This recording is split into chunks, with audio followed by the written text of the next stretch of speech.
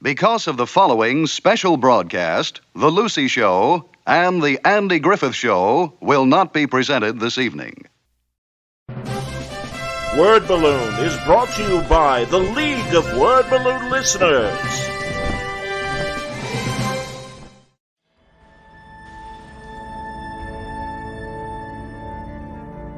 That's, me kind of doing a very light take on the version of Batman I was raised by, which is sort of post-Neil Adams take, which he was doing the year I was born. Neil Adams was redefining the character kind of in the cracks and corners of DC when he was first a cover artist on a lot of the Batman books in the late 60s, and then once they gave him sort of the run of the place, his look, he kind of exaggerated even more with the lighting and the grandeur, the way he would exaggerate the figure form, the length of the ears, the length of the cape. A lot of it was just sort of aesthetics. He wasn't really changing the costume per se.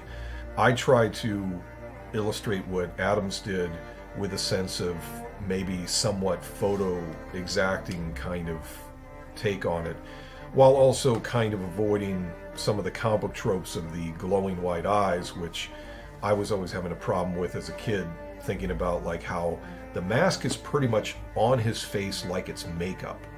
Like it's as close to the skin as you can get the way it was drawn by everybody, Adams included.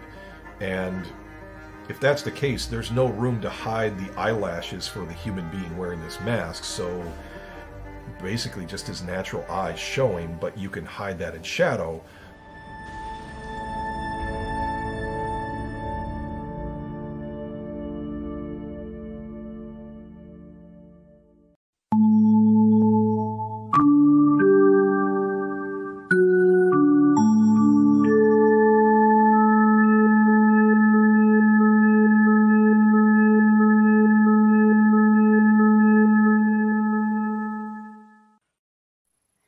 Hi, everybody. Welcome back. It's time again for another, technically not Trek Watch, but I know we have some Trek news that we will impart as well.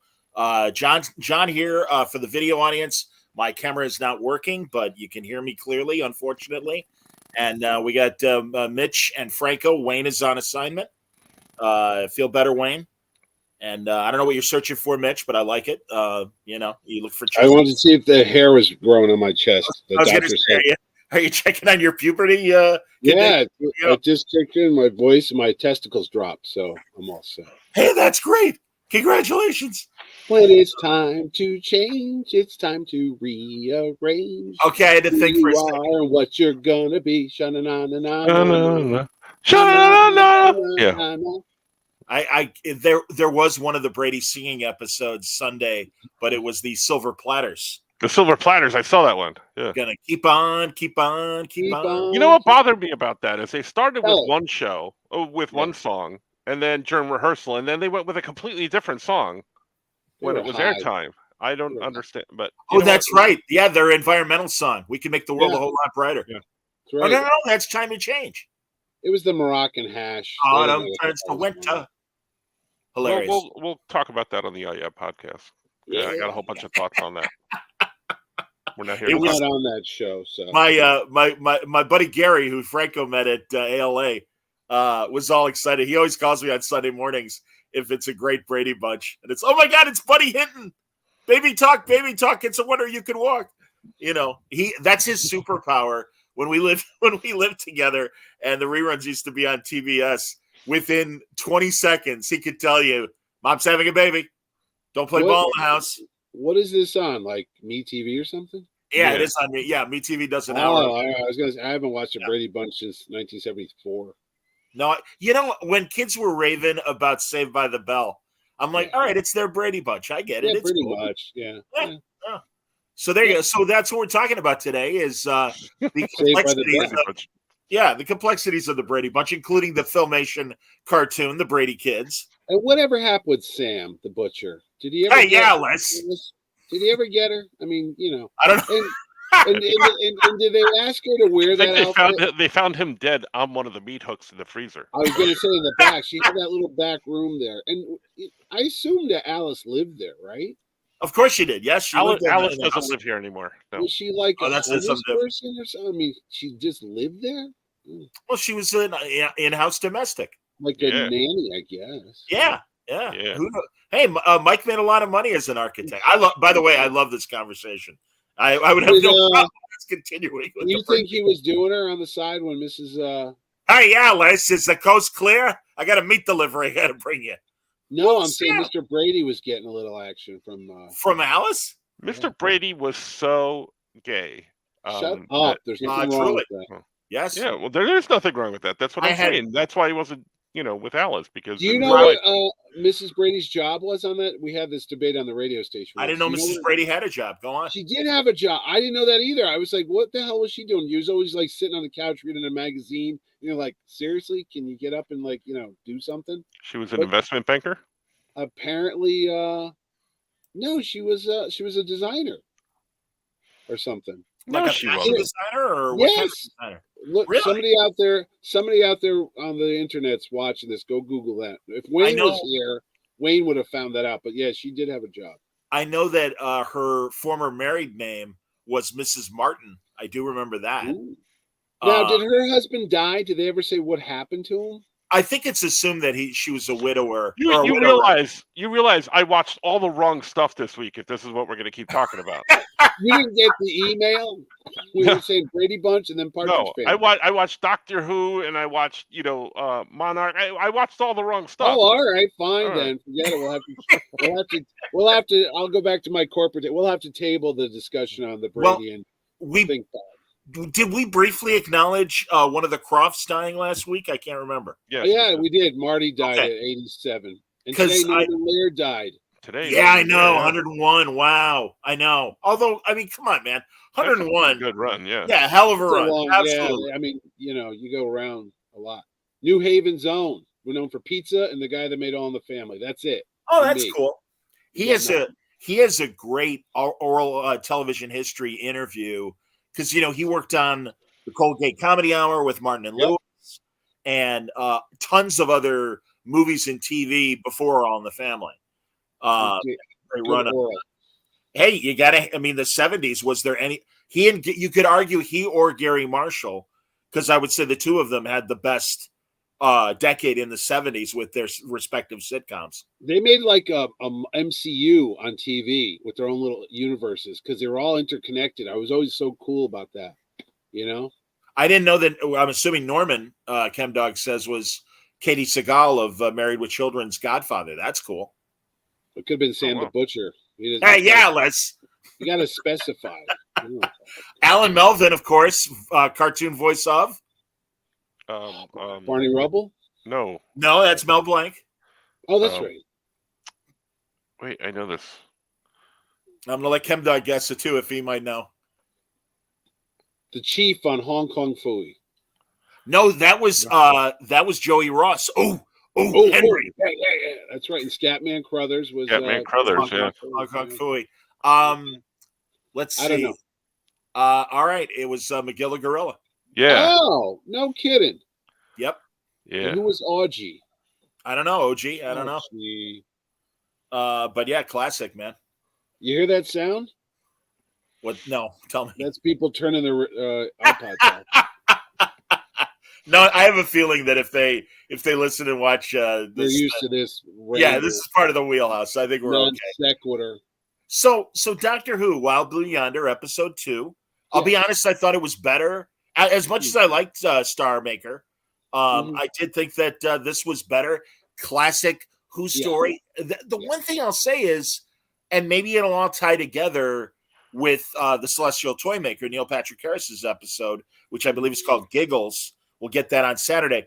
I'm not getting that usual anniversary vibe that you got from 3 Doctors, 5 Doctors, Day of the Doctor, No, it just seems like random episodes. I'm like, oh, yeah. Okay. I mean, it's, and again, why is he David Tennant again? We don't know. I even liked, even though I don't agree with what Chris Chibnall did, during Jodie Whittaker's run as the Doctor, but they threw in when the robot Donna was pretending to be the real one because she had Donna's memories and stuff. And she's like, something happened to you.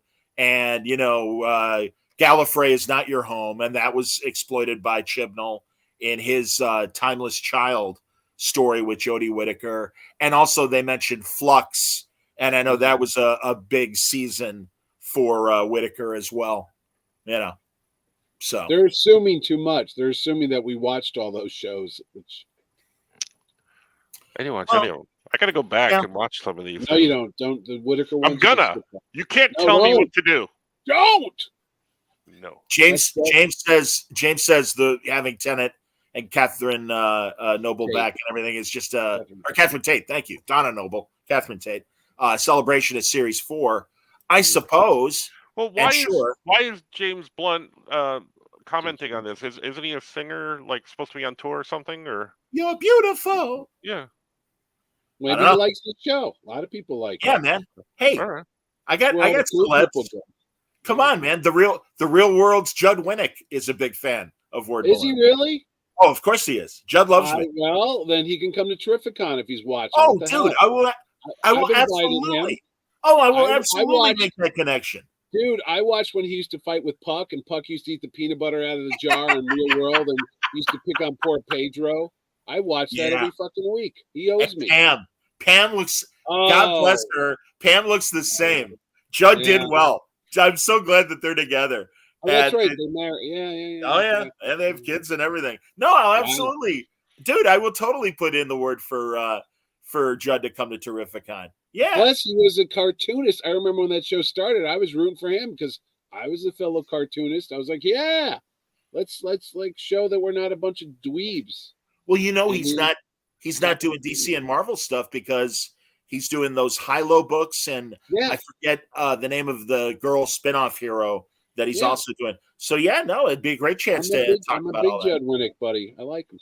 I like that now. This has turned into like the Judd Winnick let's book a show now. I mean, if we keep it up, I'll show my colonoscopy video. Oh no! Well, back the Death Star. Back to Doctor Who, and I agree with ChemDog. Man, yes. We all miss Bernard Cribbins, one of the great English character actors, and of course he plays Wilfred. Donna's Wilfred Mott. That's her grandfather. Well, the man was in his 90s, for goodness sakes. Not everybody lives forever. I mean, God bless him that he was there.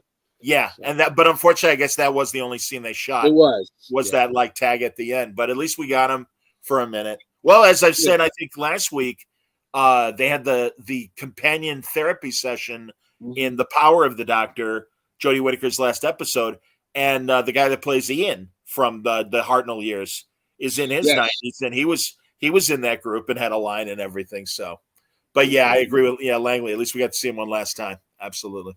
Hey, poor was his name Harry Martin, the guy that was on with Liz Sladen with Tom Baker back in the day. That guy died at 41. So, my God, Harry, Dr. Harry, Harry, Ian, that's right. Ian Martin was his name. Ian Martin, yes, he died. So he came to Chicago at one of the Who conventions. Yeah, and he wrote a couple of those Target adaptations. Yep. The paperbacks of the TV episodes. I used to get those. He autographed the book that he wrote for me, and he was wonderful. No, sweetheart of a guy. I had no idea he died that young. That's he was very young. Yeah. Wow. So now that I brought the whole show down, Doctor Who. It's a fun watch. It got a little monotonous with my arm's too long and all that, but it was a good special effect for BBC. And his giant jaw, which Jim Carrey can do without any special effects, as we know. And it could have gotten racy and raunchy, like if his junk got big, like a big freaking testicle was rolling down the aisle. But it's just typical of BBC. And that just would have turned into your colonoscopy special. Big junk. Look at my hand. My hand is so big. But it's like all that BBC stuff, all their special effects, like the long corridors. It just reminds me of like how cheap they always are. You know what I mean? It's like, we're not going to build anything. We know it's just a long hallway. So. Well, but the spaceship looked cool, and I think the pilot. Were you intrigued with the mystery of what happened to the pilot when they got to the end of the universe, I guess, or whatever? Yes. They went to the very edge. Correct. Oh, you mean the chess piece, the Knight pilot that was in the pilot that was like, it looked like Beta Ray Bill. Mm-hmm. Yes, floating around. Yeah, and I like the robot they built. The robot was cool. He was like a little chubby R2 or 3PO or something like that. And then all I kept thinking is that they were going to find what's his name that was in the cloud in Star Trek 5? Remember Cybok?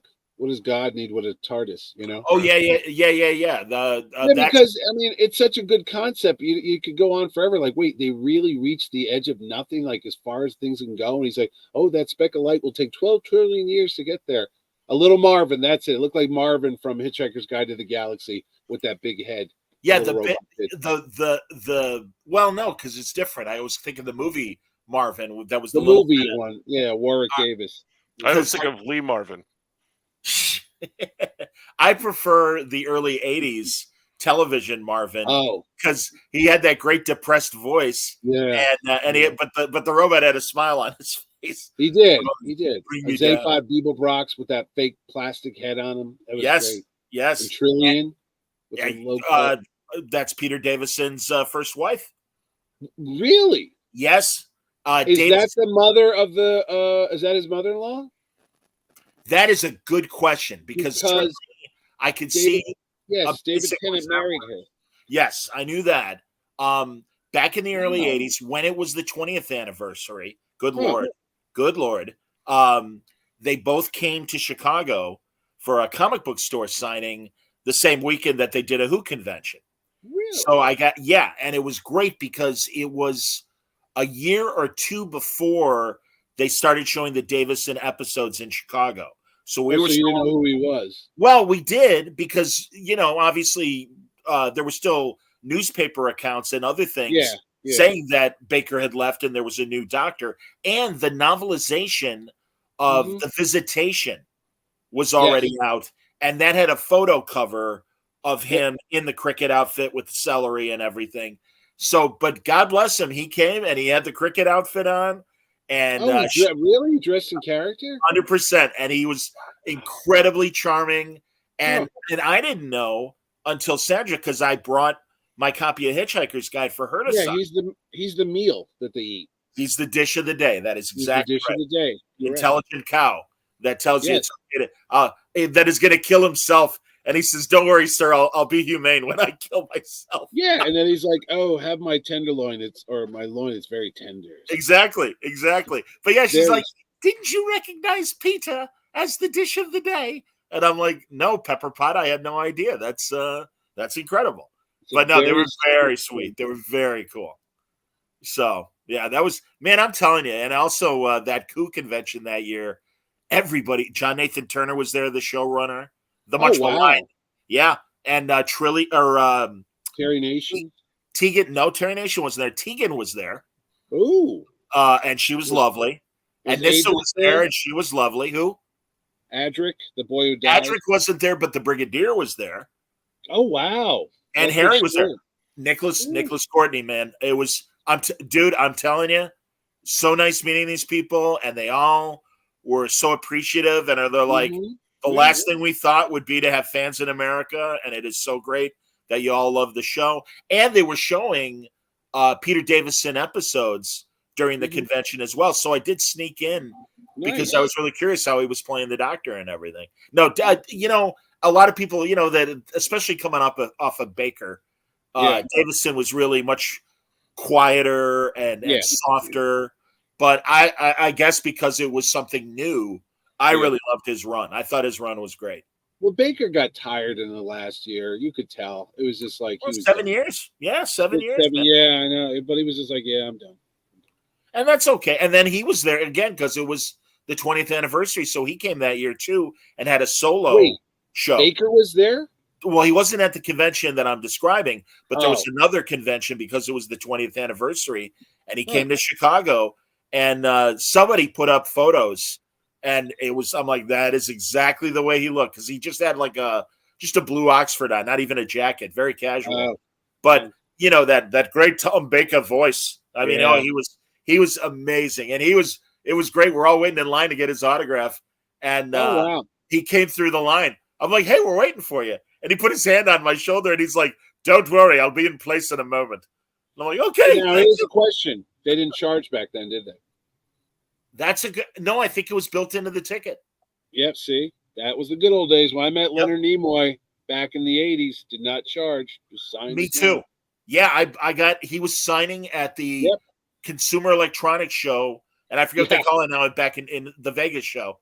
That's the big I guess it is yes. That's what it is. Yeah.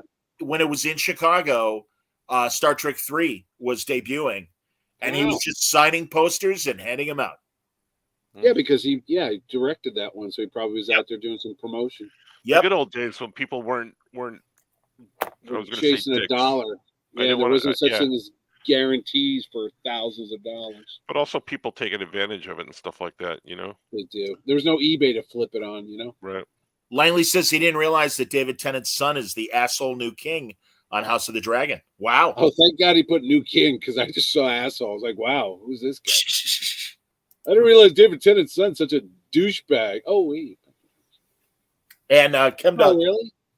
Chemdog says Pat Troughton was the one that advised Peter Davison only do 3 seasons to avoid typecasting. And yes, Chemdog, we all know that Tom Baker at 90 still doing big Finish audios. Pretty cool. Yep. He'll be doing his Christmas message. He does it every year on Christmas Day. I didn't know that. Oh, yeah. Every year it's a tradition. He comes on, he reads usually he reads Charles Dickens piece, and then he talks to you for a while. So we'll see what he has to say.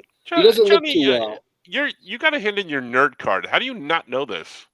About Baker doing the Christmas Tom Baker? Yeah, but this is like the second or third time this show where you're like, oh, I didn't know that. Like, you got to get up on this stuff. Come on. I suck. What can I say? Hey, man, back in the 80s, I was in Connecticut being a dweeb. I remember prom night. I stayed home and watched Doctor Who on PBS while everybody else was out getting laid. I was going to say the last 20 minutes of your conversation of Doctor Who, I have no idea what you're talking about. Well, you were the cool kid. What I was going to say, you were at the prom. I aim higher. Okay, you were dancing to Oingo Boingo. No. See, we only had like 4 channels here, and I stayed. I lived near you. No. 7. Sorry. We had 5, 7, 2, 11, and 9. That's it. We had ABC, NBC. Yeah. So where did you see Doctor Who? On the public TV. You sure, had to change that there was a different public dial. TV. There was a different public TV channel where I only got channel 13. WNET channel 13. Only. Yeah. No, that was one of the main hubs. What are you talking about? We never watched 13. It was because too it was high educational. That was for people who want to grow up to be teachers. Exactly. My parents barely spoke English. So I'm not going to watch the BBC. Yeah. They're trying to learn American, and here you put these English shows on. They're not going to know what that accent is. They learned their English from Mr. Bocce Galoop on Abbott Costello. So shut up. Yeah. Channel 11. Well, Chicago. WTTW, absolutely. My dad would be. He's like, how can you watch that channel? I'm like, what, Channel 11? He goes, yeah, they show that British stuff. I can't understand a word they're saying. I'm like, okay, Dad. What was the guy's name? Alistair Cook. He's Masterpiece Theater. Masterpiece Theater, yes. In the big wingback chair. Yes. Absolutely. Yeah. I don't know if I told you guys. I think I might have said it on the podcast, but in the new Teen Titans book that I'm coming out in January, which you should all pre-order, by the way. Indeed.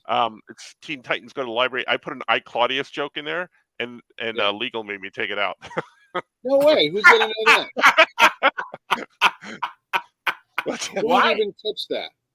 Why did they make you take it out? I don't want to go into the specifics. All right, never mind. But they wanted me to take it out. I just thought it was funny that they made me take it out. So Jesus, that's crazy, man. You should have done a Zoom joke because they're going to Zoom. Oh yes, and again, Boston. Yes, Boston. Yeah, I hated that. I hated those kids with those striped shirts. I was watching old SCTV reruns, and they had their parody of Zoom, Pre-Teen World, and it's so funny and it's so fantastic. Oh my God! Who's the guy? Is it Rick Moranis in it? Yes, Oh yeah, he that one episode it was like fundraising for SCTV, and they sang. Remember Chilliwack, the Canadian band? They do the Recess Monkeys is the name of their junior high band, and Rick is the lead singer and guitarist. Absolutely, man. Oh God, they should do a reunion of all those people. Where are the Zoom people now? Exactly. Yeah, exactly. You should bring them to your show. Yeah, man, they're probably living all in Connecticut. Yeah, I'm gonna bring them into Connecticut. Yeah, no, they're probably in Jersey. Okay, the Connecticut, New Jersey. Yeah, it's exactly. Right. James Bunt says, "I remember when Doctor Who was on PBS and Ontario Public Broadcasting (TVO." Always threatening to drop the show if donations don't come in. Yeah. Oh my. Whatever. It is. Those goddamn. Remember those drives? They still do it. I don't even know anymore. Yeah. They're doing it right now. They always threaten you with pulling Civil War or the Celtic women. Donate $200 and get a fucking $5 canvas tote bag, and you tell everybody that you're a liberal TV watcher when you go to the beach. That's right. You're not going to the beach. Let's get real about that. Those people, because they'll burn to a crisp. They're pasty white intellectual. You're home watching Masterpiece Theater. The beach is the last place you'll find your ass. All right, let's call a spade a spade. That's not what's going to happen back then. All right, you're killing me. Let's get angry. It's been quite a few years, but I remember seeing a PBS tote out in the wild. Where? It had to have been more like 20 years ago that I saw. I bet on eBay that goes for about $5. I want one for Christmas. Langley says pledge drives. My high school used to volunteer students to mail phone bags for PBS. Yeah. And James remembers, or if not a tote bag, a mug.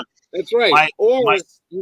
You can get a VHS copy of the show you've just watched. Everybody was taping the shit. They would always show like the making of Raiders Lost Ark or the making of Return of the Jedi. So something you'd actually watch from WQED out in San Francisco, because that was like Lucas's thing. But anyway, I gotta say, Chicago WTTW is one of the main PBS hubs, and they always make really good documentaries and travel shows. There's Sneak Previews was on that. You're damn right. Siskel and Ebert, my buddy Matt Singer just wrote his book, Opposable Thumbs, about Siskel and Ebert, and that's right. Sneak Previews started in. I used to watch. Did they have Matinee at the Bijou out there? Oh yeah, I love that show. They showed old movies, Republic serials. I watched like Lost City of the Jungle and all those Zorro's Fighting Legion. Yep. Yeah, they would. Again, the whole last 10 minutes. I have no idea what you guys are talking about. You were outside. You were outside. You got laid. You were getting drunk. You were partying. None of those things ever happened. Yes, that is so. I had a pencil and a stack of paper. Wait. Oh no, I'm sorry. I was too busy working at my family's restaurant every day, like fucking Oliver Twist, and I couldn't. He was. Yeah, that's right. I was being beaten if I didn't do my work. I didn't get to eat the old crust off the pizza floor. Chemdog has a great Chicago memory. There was a guy that managed to interrupt the Channel 11 TV feed, and it was during Doctor Who, and they had this guy on camera that had a Max Headroom mask on. Oh, God. And it was just this weird moment of this guy just kind of dancing around with a Max Headroom. You could watch it on YouTube. It is on YouTube. But it was how is that? They intercepted the. They hacked. Yeah, they hacked in. And they never caught the guy, and it was a complete mystery for decades. And as far as I know, still is. You could tell him it was you, Johnny. I was going to say he moved to Canada. His name is Wayne. And again, Interpol caught up with him tonight. That's why he's not here. If you're missing Classic Who, it's on Tubi. It is, like from the Hartnell episodes all the way up through Sylvester McCoy. So it's it's not a bad time to be a Doctor Who fan. So, although, did you guys read the article about Unearthly Child, the very first Hartnell story? The writer of the story co-owned the broadcast rights, and the BBC all these years was paying him them a licensing fee. The writer has passed away. It's the son that now has the ownership, and was unsatisfied with the amount of money that the BBC was going to use to license the episode. So right now, the very first William Hartnell story, you can't watch it unless you have physical media. It's not streaming anywhere, not on BritBox, Tubi, and Pluto rather. are places where classic Doctor Who is running right now. Let's be realistic. If you watched it, it sucks. Yeah, but it's the first story. So, I mean, it really sucks. That's when they go back in time and meet the cavemen, and the sets are built like in my garage. And oh God, no one knew what was going on. Oh, yeah. Susan, you're my granddaughter. I'm like, what the fuck? All right, I promise I won't swear. I gave it up for Lynn. No worries. I appreciate you recognizing that. That's all right. I was just ready for you to go off on another 20-minute rant. Lynn doesn't start to March. And besides, most of those early Doctor Who's got wiped away when the BBC was trying to save money, and they're like, hey, that VHS stuff, just record over and wipe it out. We don't need that crap. BritBox, Chris asks if it's still a thing. Of course it is. But again, no, it is not. It is not part of BritBox's Doctor Who presentation. You know what's on BritBox right now? And I'm really like thinking about subscribing just to watch the show. And then Archie, the Cary Grant show that Jason Isaacs of all people playing Cary Grant, Captain Lorca. I saw that. Through the magic of makeup, my God, he looks like Cary Grant, and that's the last guy in the world that I would cast to play Cary Grant. But between the hair and the makeup, it's frightening how much he looks like Cary Grant. I know. So, what are you gonna do? Yeah. Is that our segue into Trek? No, that's what we're gonna watch for next week's show. Well, real fast. I mean, again, I am curious about this final. Wait. Go to my commentary on Doctor Who. I was talking to a friend of mine. No, that's why I still want to talk. He was a big Doctor Who fan too, and he loved the first Tennant episode last week, and this one he said, "Oh, this was almost like a run of the mill rando episode from any of those years that he was on." I go, "Yeah, it wasn't anything that special except for the cameo at the end of Wilford." Right. But he said it's amazing how quickly they got their feet back on their feet, up and running again. And it's just like the old, everything comes into play and the old magic and everyone's saying, and it's almost like the Jodie Whittaker stuff and even the Capaldi stuff kind of got washed away and the bad taste came out of your mouth. And now you're excited for Doctor Who again and where they're going to go when this new season 1 starts after this, which is kind of a nice way that they're going to put a bookend on all of it and say, okay, we're going to start fresh, which is nice. But here's the deal. Is it the experiment that they did with the Jodie Whittaker stuff? Was it the showrunner wasn't up to speed? What was going on and I'm sure Russell T Davies didn't come back because he's just a nice guy. Do you think the BBC backed a truckload of money, or a lorry, as they say in England, of money to his house and said, look, we got to get this show back on track, pull out all the bells and whistles, get Tennant, do whatever you can do to bring back the audience that we lost? Absolutely. No, so how do they acknowledge in this in a politically correct way or in a business way to say, oh yeah, we did make a mistake, because no one ever makes a mistake. We're just doing a course correction. I mean, how are they spinning this is what I want to know. Well, they're not spinning it. They're just saying, oh, isn't it great Russell Davies is back? They don't even acknowledge that they lost like almost half their audience. Of course not. Oh, of course not. Really? Okay. No. Right. And but again, I have to say, and it surprised me, it could have been like in the post-clone saga in Spider-Man, where it's like, we're not going to talk about that baby ever again, and just kind of ignore that it happened. Instead, Davies is like, oh, no. I will not negate the contributions to the mythos that Chris Chibnall made during the Jodie Whittaker era. Hence the acknowledgement from Donna about Flux and about that. You found out that you weren't born on Gallifrey. So they kind of threw those little Easter eggs out there. And Mitch, I don't know what's going to happen when they go to Ncuti Gatwa. I think I said this on a previous show.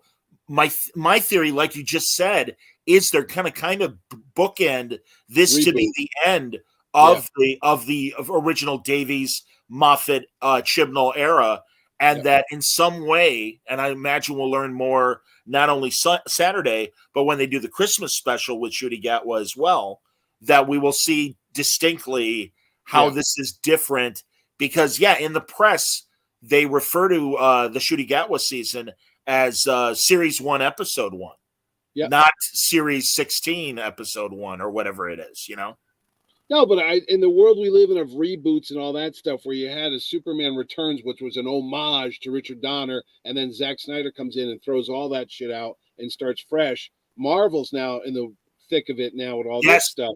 You just wonder now, and Disney's well aware of it. Iger's all over this shit. Like, oh, we need more producers on movies now, which is a fucked up thing to say, but it is. Because I think what he's trying to say is that no one was at the wheel, you know what I mean? Sleep at the wheel. And things went all over the place and no one was in control. And now you got a bunch of everything's all over the place. There's all these silos, and he's just trying to pull it back together and make it go where it was for like 10 or 11 years. So I'm just saying, do you think that maybe Marvel or Disney's going to do something with everything? They're starting that Rey Star Wars film in April 2024 starts filming. Right. No, they're not. Marvel. No, they're not. There was another article put out that they're not. That's in pre-production. It's going to be in pre-production like in the summer. Oh, I thought it was starting to film. No. Finish your thought, Franco. Excuse me. No, I was going to say, I saw that article that you're talking about. It's starting in April, and then I saw another article where they're like, we don't know where that came from. Well, they got to rethink everything, man. God, that shocked me a week or so ago that Captain America New Order, they're pushing back a year. To 2025, yeah. Yeah, because they're massively doing rewrites and reshoots. And that shocked me, although... No, it's not called New Order. It's like Brave New World or something. Yeah, that's right. Excuse me. That's right. But no, I get it. And I still do have a thought about Doctor Who. But while we're on Disney and Marvel, at least they're making course corrections. At least they recognize there's a problem. And they're trying to fix it. And that's fine. But why is it a problem? I mean, you're not going to make money. As much, right? But you're not making as much money as those movies that you've like shepherded and guided everybody towards. In the Infinity movies, which were huge, right? But you look at the Marvel's movie by the numbers, and they're saying that it's a flop. Where it's done so much better than Napoleon, and so much better than what's the other big movie that came out? Just recently as well. The cartoon movie, the Disney one. I don't know. Whichever that kind of came and went. So but it's topped the box office for November over these other movies. But just because it's not performing to what the other movies did, that's why this is called a flop. Where they got spoiled. Napoleon made like no money. Disney had a run of almost $1 billion picture every year for like what 7, 8, 10 years. It was right. Couldn't stop it. Yeah. But everybody knew everybody was taking bets. Like eventually they were gonna, something was gonna happen. And COVID came out of left field, and that just kind of, changed the whole way movie going goes right now. They're still trying to recover from that, I think. And the Marvel's is just suffering because most people, like I know, said, "Oh, I'll just wait to go on streaming." That's all I hear from people. Any movie that comes out, I'm like that. They go, "That's me." It's the truth. Yeah, but look at Oppenheimer. If you waited to go on streaming, it came out in July. I mean, it's not even on streaming yet. No, it's not. Neither is Barbie. Absolutely. Yeah, Barbie comes out next week. On oh, no kidding. Thank you, Mitch. Yeah. I didn't know. Yeah. Well, first of all, that's 5-6 months after, and it made it's made its money. So but that's the difference. As Langley points out, the budget was too big. All right, I just looked up on Box Office Mojo, and the Marvels only made $81 million. Domestically after for a month. And internationally, only 116 million. So under 200 million, 197 million dollars. And you know that was at least, and that's not including the marketing budget. Yeah. So that and add another 50 to 100 million on that. That's the problem. And then they're not making enough money. And I mean that's a big problem. And I mean I agree with you, Franco. I think I forget who. I think it was Matt Singer, the movie critic buddy of mine, when we were talking on Sunday. It's this $1 billion imperative that these movies have to make, if not $1 billion, close to it. Well, and forgive me, I'm going to swear now. Fuck you, Disney. How dare you have that? Wow, he's like Elon Musk. Now the Disney cops are going to come after me. Exactly. But no, it's like, how dare you have that sort of expectation? That a movie needs to make 700 million to $1 billion. what world do you live in? And I understand that's stockholders, buddy. That's the public. And you're right. But also, so. Mitch, shame on them for not recognizing that. We made Deadpool for under $100 million, and it made $600 million. Right. And it's like, okay, and I mean, it's my same complaint about Paramount spending money blindly on Star Trek, and it's like, try a little harder and maybe put a little more money into writing rather than just effects. We'll talk about that Godzilla movie. I was floored when I found out yesterday that only cost $15 million to make.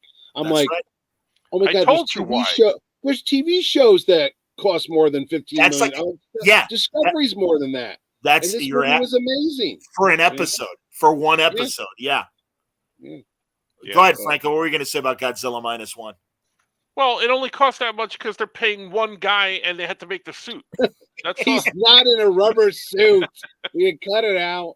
No, somebody said the thing about Batman. I can't remember who. It might have been Kevin Smith. They said, look, Batman is a detective story, a noir story. You just do it at night with, a couple of lights here and there. You don't need to spend $200 million on a Batman movie. You could make a compelling story about Batman on a case for like $30 million. That wouldn't cost a lot of money. So what's going on with this stuff? Is the cocaine budget that big that these movies are costing $200 million over there? I mean, God almighty. Well, and it was another thing I said to Matt Singer, the movie critic, those third acts of all the superhero movies, whether it's DC or Marvel, when it's the hero up against the CGI, boring, big bad, it's like, all right, we've seen this trick. We've seen this magic trick now for 15 consecutive years if you want to go back to Iron Man, 23 years if you want to go back to the X-Men. Yeah. I mean, it's like, it's kind of getting redundant, kind of getting boring. No, and Ordway and I talked about that on our podcast, the Power Cosmic Podcast. Listen to it on your favorite servers. He told me, I didn't realize that, and then I talked to your friend Gabe Hardman, and he explained to me how a lot of these movies are. It is very factory assembly line. Mm-hmm. They go out and they hire these effects studios to make these big set pieces. And then they'll go get a director like Taika Waititi, and they'll say, you come in and you do the human part of it. And, we'll take care of the effects portion of the movies. Yep. And they just do these little human, quote unquote, human element stories. And then they stitch it together into this big epic brawl, like you just said, because they know they have to finish with this big finale. And Taiki's in an interview the other day. He said he never read a Thor comic book in his life. And when he got the job, I think he went out and bought 10 or 13 issues and read it, and he thought they were boring. And then he just went ahead and did what he wanted for Ragnarok. He lucked out on that one because it was a fun movie. But I love Ragnarok, yes. And then when Love and Thunder comes out, it wore thin really quick. And I'm like, And now he's like, I don't care if they don't bring me back for another one. I'm like, good. Because you didn't seem to really give a shit on that second one. I mean, horrible movie. Cash the check. I'm out of here, And he's a talented guy, so it's not great director. Mm-hmm. Just bad fit. Jojo Rabbit's one of my favorite freaking movies. Completely agree. Does not want to be there. Okay. Well, and unlike Kenneth Branagh, rather, who directed the first Thor movie, and I got it straight from Quesada and Bendis, who were on the Marvel movie panel back then, that he came in and he's like, okay, beyond me reading the comics, what do I need to know? Tell me everything I can do with Thor and how to do it and stuff. No, I give Marvel and Disney credit for recognizing there's a problem and trying to fix it. But man, when they announced that Captain America 4 was going to be delayed for a year, I'm like, wow, then there are serious problems. And again, I kind of think it is, forgive me, everybody, I'd like to think that I am a good-hearted liberal that likes diversity and inclusion. But if that's and I don't really know what obviously Captain America 4 looked like prior to them making this decision. Mm-hmm. But I just think, again, that the politics are ahead of the story and the characters. And I don't think that's a good idea. I think you can do it successfully. And I do think, for the most part, getting back to Doctor Who, that Russell Davies has been doing it well. Right. My only little quibble, and I brought it up last week with Wayne and you guys, was that Children in Need 5-minute scene where we saw Davros, in the past, before we see him in the chair. And Russell Davies has been very public and has said, I think it's a bad signal to disabled children to show Davros in, even though it's a life support system, it looks like a wheelchair. And I understand that. But it's like, well, we don't want a bad character to be disabled. And while I understand that, and I sort of understand, but I am confused because you've also, in the new science officer with UNIT, have presented a positive disabled character. And this is going to sound very pejorative the way I'm saying this, but it's true. Gee, is it possible that there might be some bad people that are also unfortunately disabled? Isn't that a more realistic depiction? That's like a James Bond villain, buddy. That's like a Dr. No or a metal hand or something like that. Yeah, I guess. But Mitch, I think kids are smarter than that. And while, I mean, that's like, I think they'll accept. I mean, good Lord, are we going to reboot It's a Wonderful Life? Well, no, here's the funny thing. When you said that, the whole thing about Davros is I always assumed the reason why the character looked like that was because the physical makeup of the Daleks was based on his chair. And that's why they all look like the way, he sits in that chair. The Daleks don't have feet. The Daleks don't have legs. They have like little wheels that go around. That's why they said, if you ever really want to get away from a Dalek, all you got to do is go up a flight of stairs. And that was for years, that was a running joke. And then they learned to hover and fly around. Right. They fly now. I never sat there and said, oh, well, all the Daleks, they don't have legs either. They're all bad. I guess. There's a mythology. Sometimes people just overthink stuff that I don't think was really there to begin with, but suddenly becomes an issue. You're like, like you said, when I see people with a white streak in their hair, I don't think they're all going to go kill 101 Dalmatians and make a fucking coat out of them. Because I do. I'm not a fucking moron. I'm not an asshole. I thought, what? I'm going to tell you. No. Here's a Christmas rant. I just heard, there's humanoid inside. There's a little mutated thing inside. That's right. I watched the show. So anyway, I just heard the "Baby It's Cold" song by John Legend. It was a remake. It was on the radio. Oh my God! I'm in the car listening to it. It's like, I called you a driver. Murray's outside, but baby, it's cold. And then it's like, I really should go. It's your body. It's your choice. I go, is she having an abortion? What is going on here? It's a freaking Christmas song that nobody ever, and that I've known. It's not a Christmas song. Okay, whatever. But I'm saying no one ever put in there that I know that said, that's all about like he's drugging her. Yeah, date rape. Never. Marshmallow World. Do I fucking think I'm going to walk outside and the whole fucking world is going to turn into squishy white confectionery shit? No. You know why? Because I watch PBS growing up and I learned from Zoom and Sesame Street that whatever is there is a fucking imagination. There's no big bad wolf. There's no animal dressed as someone's grandmother eating them. This is when it's been decades since the song was created because it was the guy who wrote "Baby It's Cold Outside" used to perform the song with his wife, and it was a cute couple. Aren't we adorable? But it wasn't even. It wasn't even a Christmas movie. Next thing you're going to tell me, "Come Inside My Sugary Walls" by Sheena Easton has nothing to do with candy. Wait a minute. Hey, wait a minute. And it was Prince that made it. Yeah. It was a song in a movie about swimmers. Baby, it's cold outside. So it wasn't even a Christmas song. No, I want to expound for maybe the uneducated regarding the Daleks.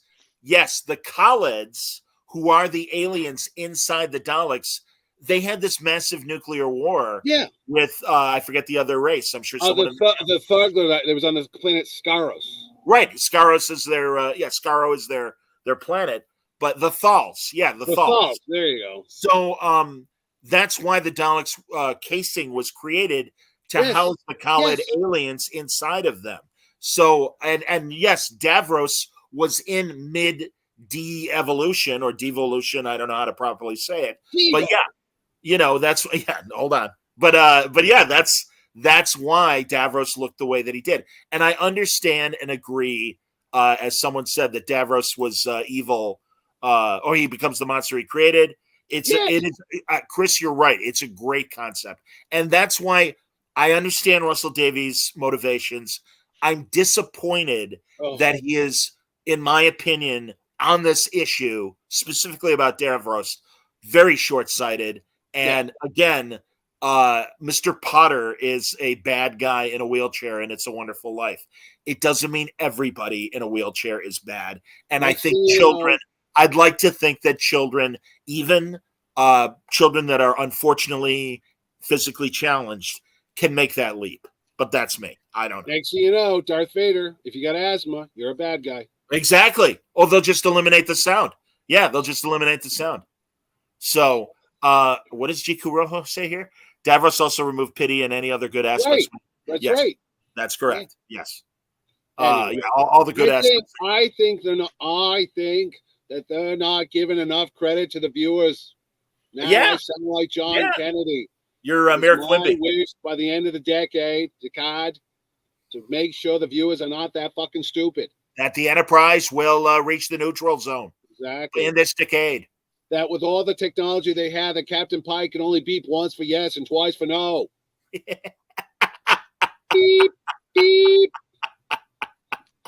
He was in a wheelchair as well. And we all know he was a hero. Before he got that cool this is hair. Interesting. Langley says one of the issues supposedly with Cap 4 is incorporating an Israeli superhero and themes they want to rework. Okay, I hope so. We'll see. Dude, if anybody is getting this information from the internet, take it with a grain of salt. Well, we don't know. I mean, I don't know. Who knows? I mean, they didn't call me up last night and say, hey, this is what's really going on. Yeah. Ray's filming next week. Because why? We only know what they tell us. Let's see what else here. Yeah, I don't know. I appreciate the chat. We live in a world where Taylor Swift is on the magazine for Person of the Year.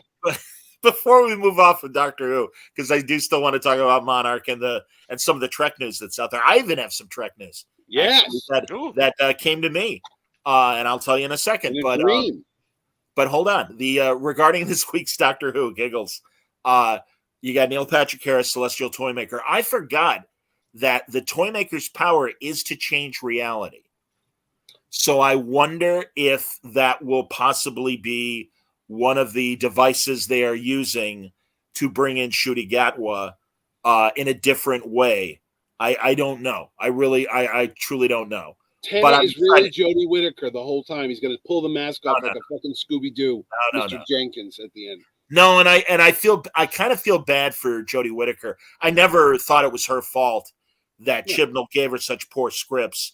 And Chibnall just tried to do too much in every episode. I mean, he had essentially, for the most part, 3 companions for a really long time. Yeah. And I felt that really just took away focus from the Doctor, because a lot of times the companions were doing their own thing. There was also that weird, and I roll my eyes at this, and it's a lot of the younger viewers that were really hoping that shipping. You said I can't say that? I said I can't see you rolling your eyes. Well, I understand because I got the avatar up. It looks like I forget Jodie Whittaker's main companion. Yeah, Yaz. And they really wanted Yaz and Whittaker's doctor to get together and be a couple and everything. And it's with the exception of River Song, the Doctor has for the most part been asexual. And why is now asexuality isn't as vital as let's have Jodie Whittaker and Yaz get together. Get it on. When Leela used to run around the TARDIS wearing that loincloth. Yeah, the loincloth. Yeah. Bra. I don't think anybody was not thinking. Hello, Come on, Tom Baker, get that sonic screwdriver out. Nobody filled a pair of velvet pants better than Nyssa in the Peter Davison era. No, I was more a Romana fan, Mary Tam. Oh, she was gorgeous. Oh yeah, both of them. She's no longer with us too, so don't go crying for Bernard Cribbs. You know what's amazing? Lala Ward. It was 40 years ago that she was playing second Romana, and that was his wife. Yes, I know, but she's still adorable. I've seen modern photos of Lala Ward. She's still a lovely woman. What is she, like 80? Probably. I'm definitely in her 70s. You got to get out more, man. Hey, how you doing, lady? Hey, I happen to notice you at the senior cafeteria. How's it going? I see Julie Newmar. Still in Johnny's age range. Let me tell you Newmar's exactly, quite man. stretching. Come on, I just had another birthday. All right. One of the guys at the comic book store told me once about Julie Newmar. He's like, "Oh man, I would if I had an opportunity." I said, "Dude, she's 90." He goes, "Oh, I wouldn't tell people when I had sex with her. I would just say I had sex I with her." told you not to repeat that. Oh, that was you. That's right. That was you. Hey, for 90 whatever, Julie Newmar still has that dancer's body. She's lovely. So, all right, ChemDog, listen. I love Joe Grant. I respect Joe Grant. Joe Grant. Joe Grant's a grandma now. God bless her. But yeah. And also, unfortunately, she's got I don't know if she had Botox or whatever, but she's got rubber lips. She could I think from a suction cup standpoint, you could probably stick her on the wall from her lips and she'd hang off the like wall. one of those sucker fish you see on the Yes. side of an aquarium. All right, that's terrible. Shame on us. Yeah, because I'm such a beauty. I got my avatar up and I don't have my camera working. So please. Well, anyway, I like John just being that little voice thing that moves like that now. It's like fucking Charlie Townsend on Charlie's Angels now. I am the great and powerful Oz. Good Pay morning, no attention Angels. to that avatar. Yes. Hi, Bosley. I'm a big and by the way, ChemDog, yes, I'm a big Nicola Bryant fan as well. Oh my God, Nicola Bryant. Oh my God. Man, there's stories about her. Oof. I have no idea of any of these people you're talking about. Oh, you Nicola know, Bryant was she was Perry. She's in the last Peter Davidson arc, and then she was Colin Baker's assistant. Right. Correct. Never watched any of those. You'd watch Perry, boy. Couldn't stop staring at Perry. I don't know about the rest of everybody in the chat and also Mitch, because we're lifelong Who fans. I have to admit, no, but Colin Baker kind of lost me during his TV run, and as much as a lot of people love Sylvester McCoy, I wasn't a big McCoy fan either. Oh my God, him and Ace, I went to vomit. I couldn't stand. Well, I liked Ace, and I appreciated their dynamic, but I've only seen a handful of episodes. Sylvester McCoy was too much of a clown. He was trying to be like Patrick Troughton, and I'm like, what is this idiot? I mean, it was like Soupy Sales was Doctor Who, and Soupy Sales is not a good role model. Okay. I kind of want to dip into more Sylvester McCoy classic Who. What do you have in your hand now, Mitch? That's my Loki stick. That's the very nice. Wow. I got a lot of shit down here. Yes, you do. That's all right. That's why we like your. That's why I know so much about Doctor Who and not a lot about sex. Now, and I agree with ChemDog where they and Chris as well, where they saved Colin Baker was the Big Finish audios. And back to Davros, fantastic Davros episode with Colin Baker and Davros. Funny. Oh, Resurrection of the Daleks, that one? No, that's the McCoy episode. But no, I'm talking about a Big Finish audio.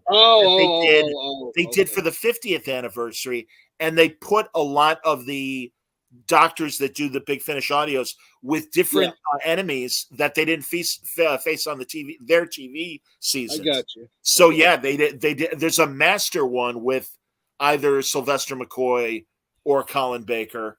I think it's McCoy. But yeah, there's a Davros episode with Colin Baker. Fantastic, outstanding. Anyway.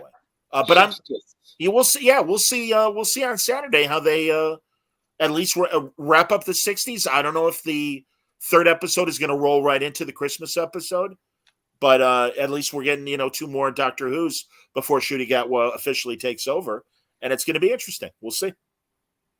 There you go. Monarch. Yeah. And Godzilla -1. But yeah, Monarch, man, that show is good. Oh my God.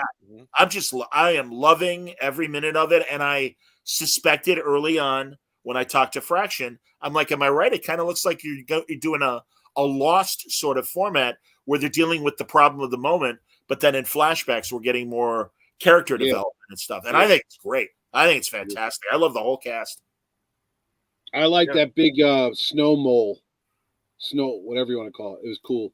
Yeah, the Titan that they're facing on the glacier. Yeah. Pretty cool. Cool effects. Absolutely. Yeah, it's honestly, this show is exceeding my expectations.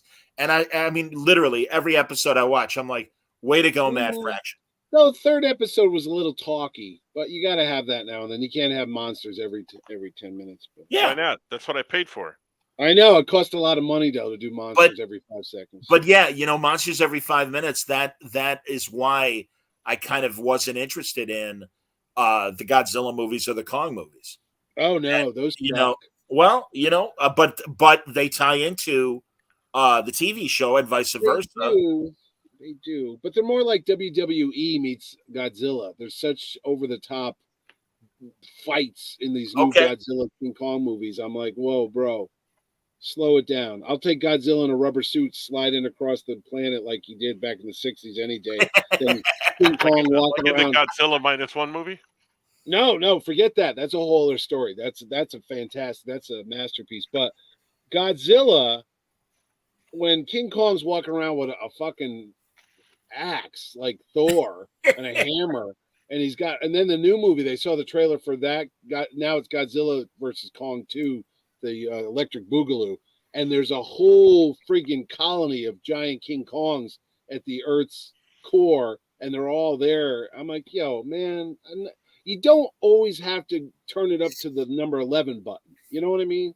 I do. They're going to do it. When you see Godzilla and King Kong running side by side. Mitch, can I ask you, were you not here for the conversation we had about 15 minutes ago about the factory setup with these movies and everything? Were you not listening to yourself? When it comes to Godzilla, they've been cookie cutter for the last, 50-something years. But now they've tampered with that formula and they've turned it into like a Michael Bay. What are those Transformer movies when I was listening to the fucking toolbox? I used to tell my kid I can go in the garage, get my toolbox, and just throw them up in the air and have all the pieces banging each other in slow motion. That's basically a Transformer movie. I have no idea who's the good robot, who's the bad robot, nor do I give a shit. And that's what these two movies are like. So. Even Pacific Rim, I liked the first one. Oh, the second one bored me, and I remember staying with Bendis at his house. And one night he's like, "Hey, Pacific Rim." I'm like, "Yeah, put it on, whatever." And I'm talking to him while the movie's. He's like, "Don't you want to watch the movie?" I'm like, "First of all, I've already seen the movie. Secondly, I haven't seen you in months, if not years. I want to talk to you while we're hanging out, man." And that's what John Bodega was in that, right? He played the son of Idris Elba in the second movie. Probably that makes sense. Yeah. It was bad. It was bad. All right, another review of Godzilla -1. G. Kuroho saw it last night. Definitely one of the best I've seen in the series. I have to rewatch Shin Godzilla, which one I like more. Excited how Toho is letting people go nuts with Goji. Agreed. Is it wrong that I don't understand one word that was in that? Shut up. I thought Goji was those little chewable vitamins you could take at the store. All right, I don't know because I used to. I'm gonna run and pee real fast. You guys keep talking. All right, I'll talk about Godzilla -1, or you want me to hold up? No, I'll wait till you're done peeing. I'll talk to Franco for a while. I haven't seen Godzilla -1. No, you could have gone with me the other day. I was by myself. I walked. You don't call. You never call me. On Monday. My wife is in New York City. I was home, but I'll go see it again. I don't care. I'll go see it. Let's go. All right. So I go to the theater. It said it was going to start at 12:10. It was in IMAX, so I was all excited. I walk in. There was about 20 other people that had no jobs in the theater, so I didn't feel so bad. So I sit down, and I'm like, Jesus, I thought the movie started at 12:10. It's 12:15. The screen is blank. There's no sound. There's no image on the screen. Everyone's just sitting there. Then it's 10:20. Nothing is still happening. And I said, okay, I'm going to have to take over because that's my personality. I said, excuse me, wasn't this supposed to start at 12:10? And all the lemmings kind of nodded. I go, okay, but nothing's happening. And they go, yeah. I go, I'll take charge. I'm Mr. Terrificon. So I go out to the lobby. I go, excuse me, man. And I'm sure you said that out loud to the 20 I did. people. I did. I said, don't worry, folks. I'm the band that makes the #1 Comic-Con in America. Fuck it. It's true. So I go out there and they said, oh, we forgot to put the movie on. I'm like, thanks. You just took my $12. So then they come in, they go, sorry, we have to call the movie company. We need a phone number that we have to get a code to unlock the movie. I'm like, wait a minute, Godzilla -1. They're not kidding because it was like -0 at that point because nothing was on the screen. So it finally showed up in IMAX. They just skipped all the trailers. I'm Mr. Terrificon. I'm Mr. Terrificon. No, he's so anyway, it started. I don't know what Langley's doing. He could be funny with me. So, are you back from peeing, John? I am. Okay, so anyway, for good luck. I heard everything you said. Keep going. Let me just tell you how this movie is. I'm not going to ruin it for anybody, but Godzilla's in it. Yeah, you are. You're about to. Godzilla's in it, and he wrecks shit. A lot of shit. Yeah. But it takes place at the final days of World War II. I don't know any of the actors. I was a little worried. Why can't they make it a new movie? No, I don't understand. Stop. It was all Japanese actors, and it was subtitles, and I was worried because I don't like to read. That's why I read comic books. And I said, oh my God, I'm going to have to read subtitles. But you could actually, it wasn't very complicated, storyline, but it was well done. They had great characters. It was all about the rebuilding of Japan after the war. And then there's all these analogies for what the government did to the people and at kamikaze pilots. And they were sacrificing their own people in a war they knew they weren't going to win, but they didn't stop. And they just kept letting more and more people die.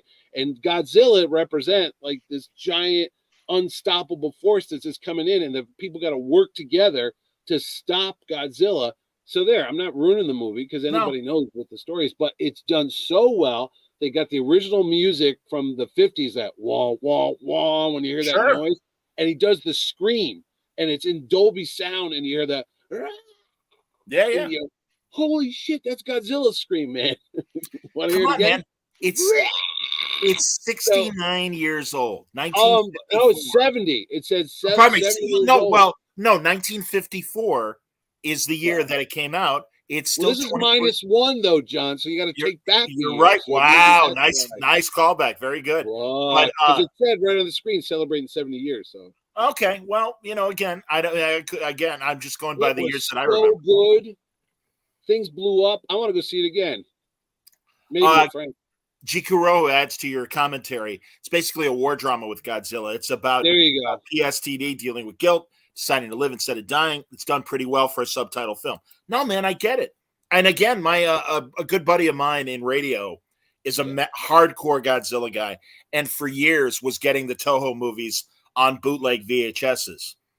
And I asked him because I told him about Monarch and the fact that I know Matt, and he's like, "Yes, I'm watching. It's amazing." He's like, "And I just saw -1 with my son. We loved it." And he's like, great time for Godzilla. And isn't it interesting as the superhero films find themselves in a malaise that here comes 69 or 70-year-old Godzilla still doing it, still killing it. And not only that, everybody's capitalizing. You go to the comic book store. Franco, have you ever been to a comic book store? No. Okay, there's this place where they have these little colorful books. So anyway, DC has Godzilla and King Kong versus the Justice League. It's really fun, but it's fun. It's just all out fucking banging around, fighting shit. Marvel is doing a Godzilla omnibus of the book they did years ago with Dum Dum Dugan, Herb Trimpe. Yes. I think Larry Hama, I can't remember. But anyway, that's coming back out. IDW, I think, is publishing all their Godzilla stuff. Right, they're doing the regular Godzilla book. You got Monarch on TV. Can I stop you for a second?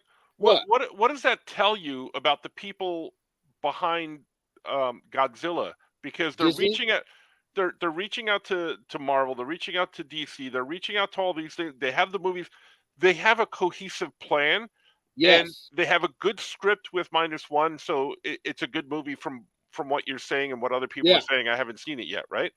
Yep. So you can't get some of these companies to put things out Marvel drops the ball on shit all the time when there's movies coming out and stuff like that. And these guys are putting a cohesive effort behind this and look at all the stuff that's coming out and it's good. Yes. Well, and Matt told me. I was going to say, it made me go. Well, Matt Fraction's a great writer. That also helps. But it made me go out today and buy a Godzilla. But I haven't bought a Godzilla comic other than the DC thing I told you about. But I'm going back. Why am I doing this? Because I love that movie so much the other day. I want to go get into all this Godzilla. I got a rubber suit coming on the way. Wait till the wife sees me for Christmas. You're going to invite me over? We're going to film our own Godzilla movie? Oh, that sounds great. Godzilla minus Mitch. That's not what I was saying. Though? That for every good Godzilla movie, you got that fucking stupid Gadzuki shit when he had that little weird baby Godzilla kid that blew the smoke rings. Yes. It's kind of like you can't get away from that shit, though. I mean, it's part of the legacy. What I find interesting is, unlike the year 2000 Matthew Broderick or 1999. 1998, buddy. Oh, 98, excuse me. May 18th.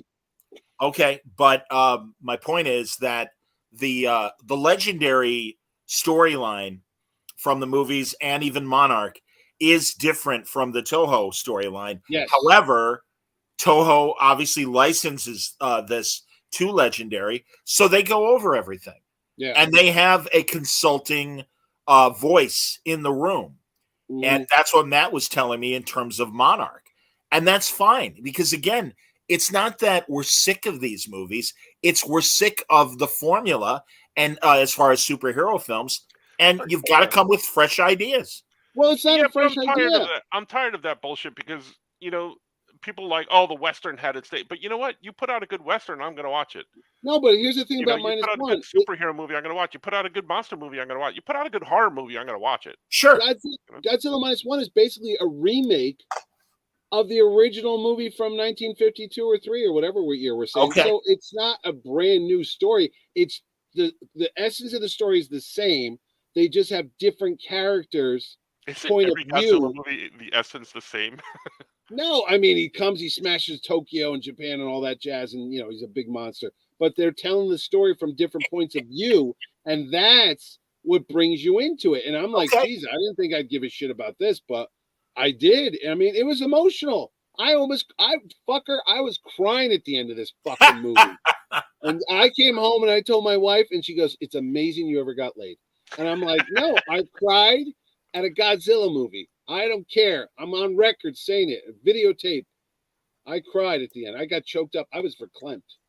And you will too when you see it, Franco, if you have friends. Oh, I saw a video of a guy reuniting with his dad today. Yeah. It was a short, not even 30-second clip, and I was crying by the end of it. So, dude, yeah, those little puppy videos on Instagram have me Uh-huh. bawling all day Yeah. long. When it's like, don't cry for me because I'm dead. Yeah. I'm not there. Oh my God. It's the same speech. It sounds like it's being read by like Oliver Reed or something. It's like, don't cry. I am dead. I am in the wind. I will be with you. And I'm just like, oh, my dog's dead. Yeah. Mm-hmm. Chakotay. Well, that's Artie always. That's Artie letting us know that he's watching. If Artie was here, I'd go see Godzilla -1 with Artie. Jose, what happened to my invite? No, because I would have to read. I would have to read all the subtitles to Artie like a little kid in a movie. You didn't want any of the characters, I guess, in Godzilla -1. That's right. No, he's right. Jose Morales, you're right, sir. Don't spoil. But he also wished me a happy belated birthday. Thank you, Jose. That's very kind. And as Langley says, yes, this is why the comic book movie fatigue argument is so dumb to me. No genre goes away, especially if the material is good. 100%. No, and there's so many different types of comic books. I mean, it's not like the same punch them out every issue. You've got everything in the. I was buying Christmas comics today because they did like a creep show horror book. Archie did a Christmas thing today for Betty and Veronica and all that shit. So I'm just saying. Jeff, go ahead. I was going to say Jeff Parker is in the midst of a great Batman Santa Claus story where Santa Claus is a badass and is like this Viking legendary hero. Silent Night. Yes, exactly. And I'm gonna talk to Jeff about that in the days ahead. Jeff Parker's a cool dude. I liked his James Bond stuff he did. One of the best. Everything Jeff writes. He's a great writer. Absolutely, he's a cool dude. He's a cool dude. He's an original. Word balloon season 1. And what Langley, whoever just posted up there, what they're saying is it became so safe. I think honestly, what ruined the Marvel movies is the acquisition by Disney, not that Disney's the evil empire, but it became such a don't vary the plan, stick to the plan. This is working. We're making money. Don't change it. Just keep doing like comic books, like Stanley said, give people the illusion of change, but really never change the main storyline. Right. But they did when they killed off Iron Man and Cap and Black Widow, and then they were like, hey, we got all these other people. If they asked comic book readers, they would have told them, oh, wait a minute, a lot of those characters you're about to do, those were like the comics that would be on the spinner rack. I call BS on that too because you don't. Yes, I do, because when Iron Man was going to come out, everybody was all up in a huff like, they're doing an Iron Man movie, blah, blah. Yeah. And now all of a sudden, they can't live without Iron Man. I call BS on that. Thank you very much. No, you're right. Watch a Godzilla movie again, all right? Shut up. He was a C-class hero. Everybody knew it. As a kid, you're like, Iron Man? Are you kidding me? The guy with the suitcase with the suit and the heart? Nah, fuck that guy. I think I'm the only person that never felt that Iron Man was a C-class hero. No, you know when I fell in love with Iron Man? When it was written by Matt Fraction. Sure. It's right there. I'm looking at the omnibus. Matt Fraction, #1 guy. It was excellent, but that was after the first movie. It literally was we won an Eisner the same night with Fraction.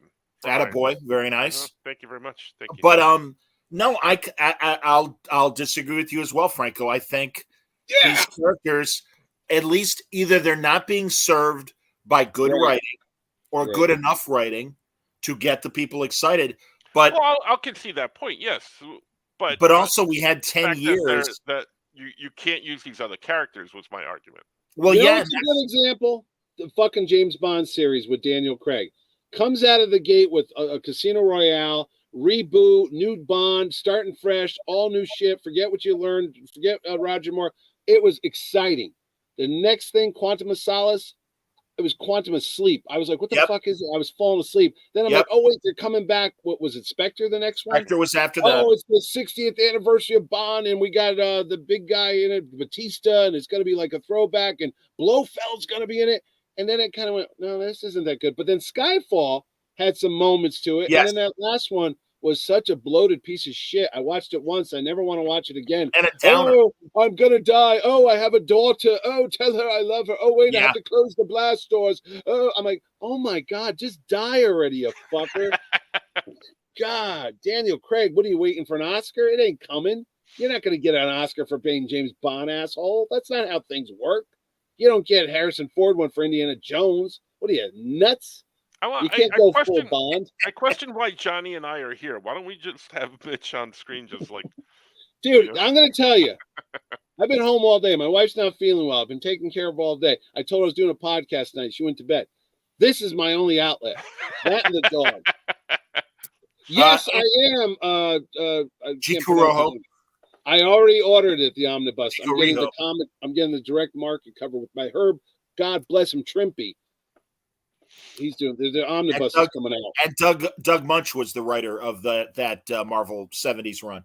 Sure, he was. Well, he was. But remember Godzilla fought a rat on the cover? That was fucking awesome. You remember that? He got shrunk down to this big. Shield shrunk down Godzilla, and he was about the size of a rat, and he was in New York City, and he was fighting with a rat. Hilarious. It was insane. Hey, I'm a massive Dum Dum Duggan fan. Yep. And that's why I like that run. Mm-hmm. So anyway, should I bring in Neil McDonough to my show? We're talking about Dum Dum Duggan. Should you bring it on? Yeah, we'll have the people. I don't know. That's a go to a convention to see Neil. He's doing those real cute dance videos with his daughter on TikTok. Is he really? Oh, that's sweet. But everybody knows. That's a good question for the chat. No, exactly. Okay, would you go to a convention to see Neil McDonough? That's how I'm doing this stuff. It's a freaking democracy. I don't think so. I go to the show for No, he was in everything. He was in Band of Brothers. He was on Arrow. He was on Legends of Tomorrow. He was on Yellowstone. Oh yeah, he's one of those guys. Star Trek. He's one of those guys who nobody knows who he is until they see him. Do. Shut up and listen. No one knows who he is until they see him and they're like, "Oh, I know that guy." Well, isn't that what most of the people at the convention? Oh, who just said honestly no? Was that Lynch? Langley. Oh, Langley. Oh, okay, Langley. I trust you. Well, that's it. Sorry, Neil McDonough. There he goes. He won't be a trick time. All right, I know. I'm going to shout names out on this show. Lee Majors. Yes, you really need to. Oh, absolutely. Yes, please, Lee Majors. Wait. No, seriously. If you're over 65. Yeah, no, I was talking about that, and I just ruined it. And now watch Fan Expo or some other show take them. You know why I would do Lee Majors, because the Ryan Gosling Fall Guy movie. Fall Guy's coming out. Yeah, would you get Heather Thomas too and do a Fall Guy reunion? Oh yes, please. Sure. What about that other guy? We could ask Heather Thomas about Zapped as well, the Scott Baio movie. Oh, with Willie Ames? Yes, I saw that movie. She's the girl. She's the girl. Religious. Mm-hmm. Yes, what was I the know. other guy's name that played his nephew? Oh, and another reason to bring him. You're right, Chem Dog. Neil McDonough. Yeah, he was Ensign Hawk. That's right, Ensign Hawk in First Contact. Yeah, he gets Borgified. Simulate this. By the way, in the books, Lieutenant Hawk is gay. I mean, you never know that from watching First Contact. After he got assimilated? No. Yeah, exactly. The Borg converted him gay. Somebody put the gay chip in him too. Oh boy. Nice. You know what, kids? Kids, if you're watching the show, Ha! ain't coming out of my mouth. It's coming out from the big speaker hole up there. As he laughs maniacally like a fucking James Bond thing. He's petting a Persian cat in his room up there. It's true. Yes, Spectre needs you to do this. He Number was 4. dogified and then he turned gay. You just You're a asked him. sick ass. You just asked if he became gay after he turned bored. I didn't ask that. You did. You need to cut Mitch some slack. It looks like he hasn't been out of the house in a couple of days. Shut up! I'm getting a haircut. All right. While we're talking about Star Trek, I've been trying to get on Word Balloon, the Hagermans, and they responded to an email on Monday, and we're great. And they're like, "Hey, we do want to talk to you. We're kind of busy in December, but at the end of December, season 1 of Prodigy is going to be on Netflix. So they haven't announced a date yet for when season 2 will drop on Netflix. I do think it's smart that they're putting it there first for the non-Paramount Plus subscribers to find it and hopefully like it and everything. Yeah, exactly. But we'll see. But that's good news. And man, I told you guys last weekend in Brazil they had that big Comic-Con, and Roy Thomas was there. It was a big comic show. So was Jeff Johns. Jeff Johns was there too. But and I was talking to Jeff today. But they showed another teaser scene from season 5 of Discovery. And at the end of it, they're like coming in April. Yeah. No, I saw that too. I saw that. Good Lord, man. Just put it out of its misery. Put it out. And ooh, look at you with the talk. Oh, please. I saw we all know that I Discovery. hated Discovery. So I saw something about hyping up Discovery, and it was on one of these things on Facebook, like Star Trek, whatever. Yeah. And it was titled The Burnham and Booker Show or something like that. And I'm like, oh, you know what? This is fitting. Because, I forgot about Booker. Yeah. It's all about Michael Burnham. So that was the teaser scene was an action scene with Burnham and Booker. Right. Yeah. And it looked cool. If it starts in April, how many episodes is it? Like 10 probably? It's either 8 or 10. So you figure it's going to end around June. Right. Strange New Worlds it's going into production on this coming Monday on the 11th. So that's going to take about 6 months to get some shows done. I don't know about effects and stuff, but yeah, that makes about sense. You figure Paramount's going to have to have something. So I bet at the end of July for San Diego Comic-Con, they'll probably announce the new season 3. Or I sent you the article. They're going into production on Section 31 or 2 or 3. That's right, Section 31. Yep. Yeah, that's starting up. Yep. So they'll have that in the tank. Yeah. And that's it. They got nothing. And again, we got to see post-strike now, and also wherever Paramount is financially, what the plan is moving forward. I mean, they still make allusions to Starfleet Academy still being in the works. Oh, really? I know. Believe me, I know. Yeah. And then and forgive me, everybody. I don't remember if I said this last week. I think I did, but there's going to be a Star Trek novel that comes out late March that is going to fill in the blanks of 7 of 9 between the end of Voyager and Picard season 1, explaining how she left Starfleet and joined the Fenris Rangers and all that stuff. Yep. So that'll be good. There's a new Deep Space Nine comic out today. I didn't pick it up though. Oh, a new title or just the ongoing? I saw a cover with Cisco on it and a bunch of different called characters. Benjamin Sisko. Oh, that's the autobiography of Benjamin Sisko is coming out because I picked it up the flyer at All Yeah Comics in Harrison, New York. You ever go there, Franco? No. It said it was coming out in October, but I don't believe it's out yet. Oh, that's interesting because my buddy Owen, who's part of Dublin Comic-Con that Franco attended in August, the author of the Benjamin Sisko autobiography was there. Oh. And book out? Yep. Well, I don't know if the book's not officially. Yeah, no, I picked up the little bookmark that they had on their the front table there. Cool. The autobiography of Benjamin Sisko, which I'm wondering, does it take place after he went into the fire caves, or is it? We're gonna have to find out how it ends. I don't know. I bought the Audible of the Janeway book, Yeah. And Kate Mulgrew does it, and it's very good. Very, very good. Does it end with Prodigy? Oh, that's a good question. I don't believe it does. No. I think it was written prior to Prodigy existing. Oh, interesting. So, but it's very, very good. And yeah, as Langley says about the Cisco book, the author's been doing interviews, and yeah, he did a panel. But no one's read it yet. Comic-Con. What's that? No one's read it here yet. Oh, it's coming soon. See, that's what's odd. Huh? Yeah. And I haven't read Patrick or listened to Patrick Stewart's. How is it? His autobiography? It gets good. Well, personally, I jumped ahead to the Star Trek stuff and listened to the end.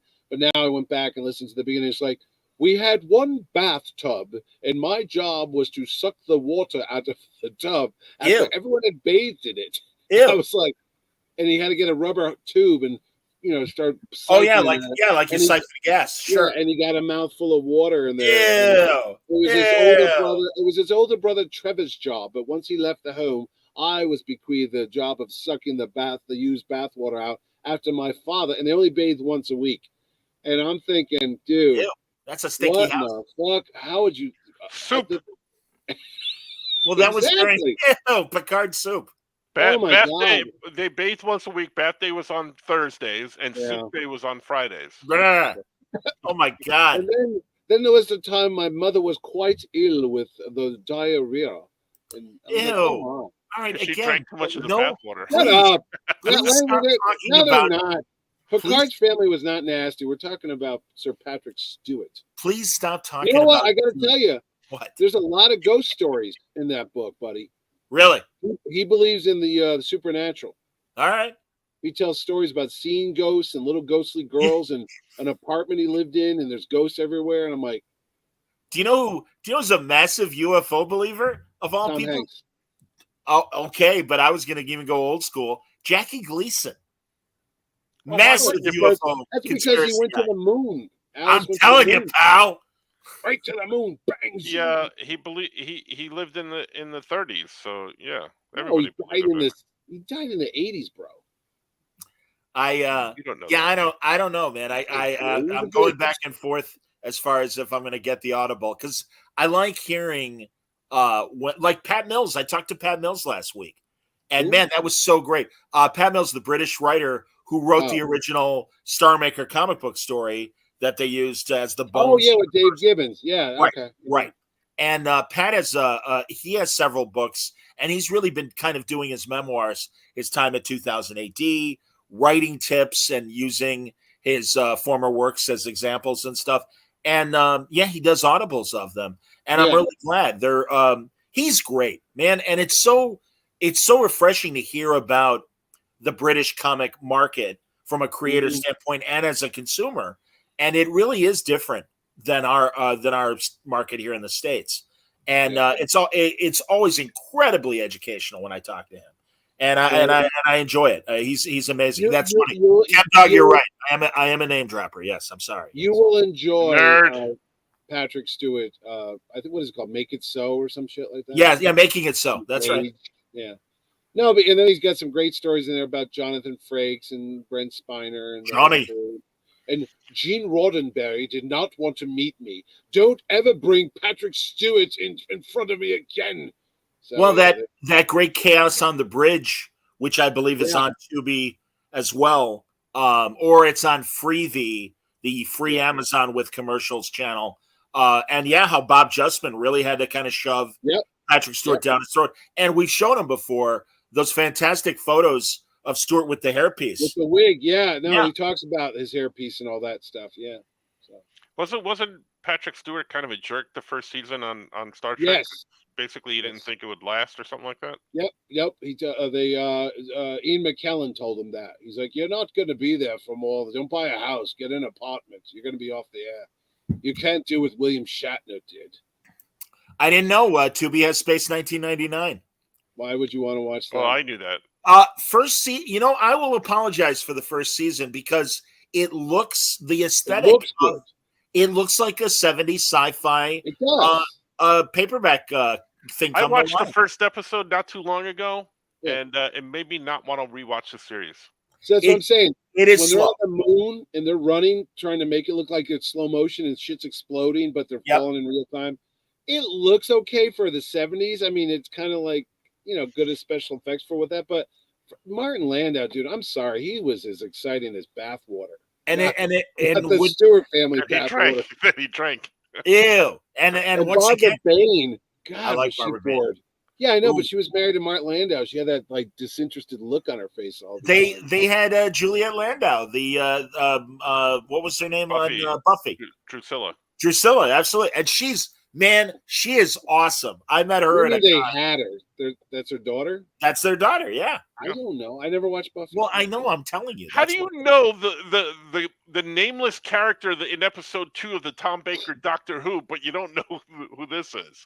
How is that possible? What, Buffy the Vampire Slayer? I didn't know Quark was on Buffy the Vampire Slayer until I booked him for hilarious. Until I told you Saturday at the shop. You told me. You said, "Oh, Quark was on." His name's not Quark; it's Armin Shimmerman. You said he's on Buffy. I go, I don't know. Great character, the principal. Very good character. See, and also even Johnny knows that. Beauty and the Beast. He's in Beauty and the Beast. He's part of the underground dwellers and stuff. And also wonderful the one in the 80s with Ron Perlman? Yeah. Oh. And another 80s show that he was Sarah on. Connor. Brooklyn Bridge. That great show about growing up in the 50s and stuff that Gary David Goldberg made. And he's one of the cousins of the main character and stuff, and one of Marion Ross's cousins as well. No, why do I know the name Gary David Goldberg? Didn't he make like Family Ties or something? Yes. Spin City.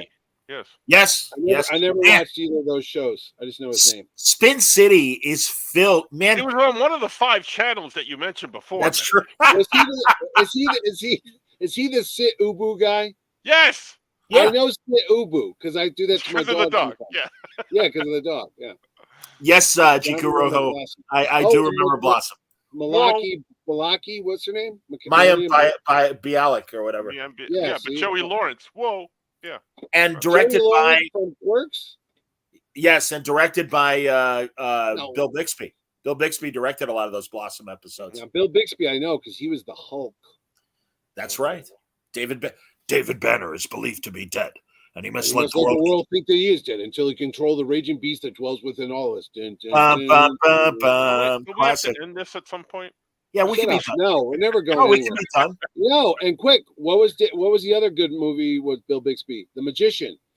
Love that. I would love to see that show today. I have a bad feeling it doesn't hold up. My favorite Martian was the other great show. I love that. Good Night Beantown. No. Another with Mariette Hartley. Yes.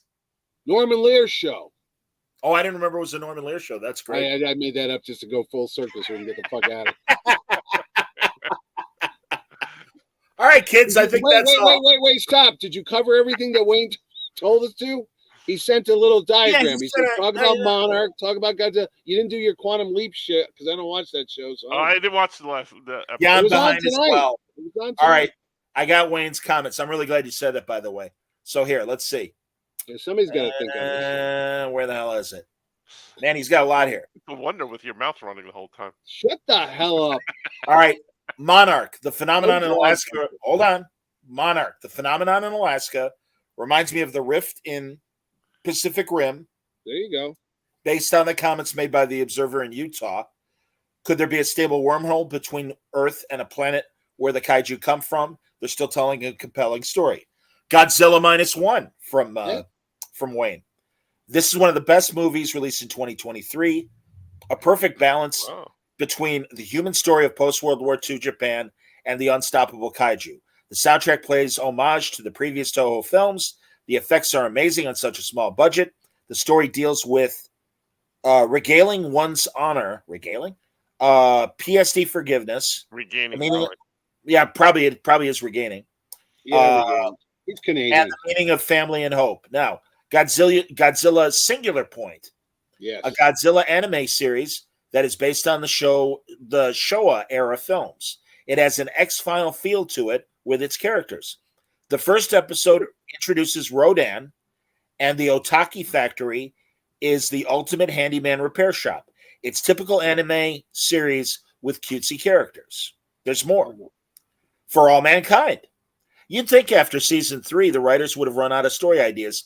Think again, because I love the political intrigue taking place in space and on Earth in season 4. Yes, we'll talk more about For All Mankind. I just figured that I don't know if Mitch is watching it, and Franco, I know you're behind. Yes, so behind. Indeed, Rick and Morty.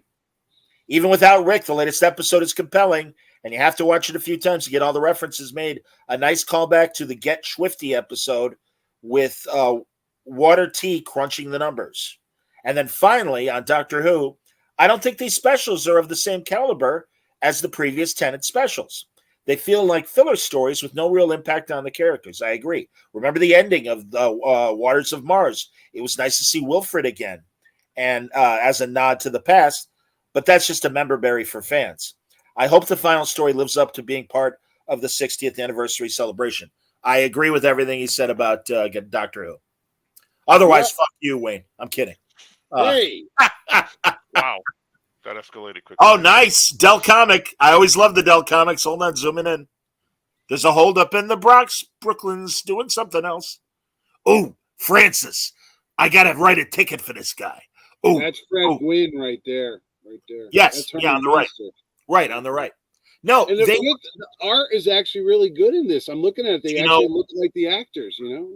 Do you know, a lot of times it was guys like Wally Wood that were doing those Dell Comics. Really? I was trying to find there's no credit in here for the artist. So I understand. Langley's behind on everything as well. There you go. So yeah, we need a catch-up week. And that's why I figured we'll focus on Doctor Who and Monarch and Godzilla. So I think we did good. Yeah, we did good. All right. There you go. That's what we have. Hope everybody enjoyed it. What's that? Say it again, Mitch. 1962. Makes sense. What year this is. Yeah. Sure. Well, there you go. We'll talk more next week. That's funny. Langley goes, why do I remember watching Car 54 as a kid on Nick at Night? Because that's where it was. And MeTV ran it too. And you can find episodes on YouTube. It's a very funny show. It's a very, very funny show. Yep. And Al Lewis, Grandpa Munster, and and he's terrific. He's terrific in it. So that's funny. Megan says, "Hey, Megan, how you doing? Can't believe that. Yes, is still that slim. Good episode. Good and good hair. Good hair. That's a lot of hair. That's tall hair. Yeah, I just saw on a Facebook video they did a little featurette with David Tennant stand-in, or either that or his stunt double. I'm not sure which, but yeah, they showed him getting his hair teased to look like the Conan O'Brien do that. David Tennant he's got like a shark thing going on because it kind of comes to a point, like a parrot, like a cockatoo. I have no idea why it is that way. I have gotten used to it because the first time I saw him pop out of the TARDIS, I'm like, what's with the hair, man? Nah, he always had good hair. Very funny. Yes, and Ken, you're right. Car 54, Nipsey Russell was regular on Car 54. Was he really? Oh yeah. Absolutely. No, it's a really good character actor cast along with the main actors. But to me, as good as Al Lewis was as Grandpa Munster, Leo Schnauzer on Car 54, I think a superior character, gave him more to do, and just funny as hell. And I've told you before, he's married to Charlotte Rae on the show, Mrs. Garrett. Really? Oh, I didn't know that. And her name is Sylvia Schnauzer. And the two of them together are fantastic because she is manic. She is like one hat drop away from being put away. She's like just completely crazy. No, Barbara Bain is much quieter on Space 1999. That's all right. We'll forgive Barbara Bain because Cinnamon, man, on Mission Impossible. Come on. Ooh. Lordy. All right, everybody. No, the great Greek, by the way. Like you are with Connecticut people. That's a Greek actor, Peter Lupus. All right, everybody. Thanks for watching. Thanks for listening. Take care, and we'll talk to you next time. Bye-bye, everybody.